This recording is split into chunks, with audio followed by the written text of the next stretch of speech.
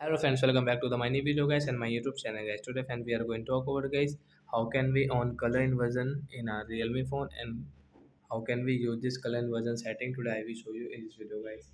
So before starting video friend, first of all go and subscribe the channel guys, click the bell icon, like the video. So friends, now let's see guys how can we on color inversion. Open your phone setting guys and scroll it.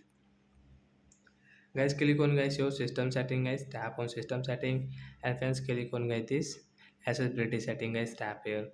Friends, you can see this type of setting. Friends, click on guys this vision setting, and guys click on guys this color inversion. Friends, you can see your color inversion is off, so you can on from this right side. Friends, come back. Friends, you can see after on guys color inversion guys your background will dark, and guys your skin color will change. Everything is different in your phone guys. You can use like that your color inversion setting guys. So I hope friends have understood how to on color inversion in Realme phone and how can we use it. So that's it guys. Thanks for watching the video guys. We will meet on next video guys with new topic. Before going guys, please comment, like the video, subscribe the channel. Bye bye friends.